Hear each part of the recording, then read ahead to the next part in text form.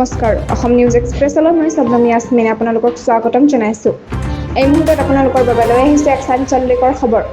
সামান্য কথাত যুৱকক নিৰ্মম প্ৰহাৰ। ভোট জলকীয়া সানি দিলে বৰডুমচা থানাৰ আৰক্ষীয়ে। ৰাইজৰ প্ৰতিবাদত ডিজিপিৰ কঠোৰ নিৰ্দেশ। বৰডুমচা থানাৰ অন্তৰ্গত এখন গাঁৱত এটি সামান্য বিষয়ক লৈ এজন যুৱকক নিৰ্মমভাৱে প্ৰহাৰ কৰি তেওঁৰ গাত ভোট জলকীয়া সানি দিয়ে আৰক্ষীয়ে। এই ঘটনাই অঞ্চলটোত তীব্ৰ প্ৰতিক্ৰিয়া জন্মাইছে।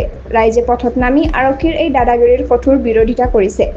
স্থানীয় ৰাইজৰ এই প্ৰতিবাদৰ পিছতেই অসম আৰক্ষীৰ ডিজিপিয়ে কঠোৰ নিৰ্দেশ জাৰি কৰি কয়, এনে দমনমূলক আৰু অমানৱীয় ব্যৱহাৰ কোনোদৰে সহ্য কৰা নহ'ব। দোষী আৰক্ষী বিষয়াৰ বিৰুদ্ধে তদন্ত আৰম্ভ হৈ গৈছে।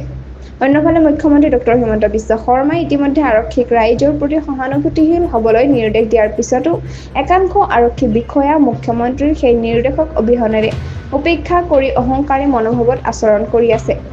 এই ঘটনা পুনৰ এটা প্ৰশ্ন উত্থাপন কৰিছে। ৰাইজৰ ৰক্ষক বুলি গণ্য আৰক্ষীয়ে যদি নিজেই আতংকৰ সৃষ্টি কৰে, তেন্তে সুৰক্ষিত কোন? ৰাইজে এতিয়া আশা কৰিছে যে দোষী বিষয়াক দৃষ্টান্তমূলক শাস্তি দিয়ে আৰু আৰক্ষীৰ গৌৰৱ ৰক্ষা কৰা হ'ব। এনেধৰণৰ খবৰ পাবলৈ অসম নিউজ এক্সপ্ৰেছ চেনেলটো ছাবস্ক্ৰাইব কৰক, লাইক, কমেণ্ট, শ্বেয়াৰ কৰিবলৈ নাপাহৰিব, লগতে কাষতে থকা বেল আইকনটো দবাবলৈ নাপাহৰিব। ধন্যবাদ।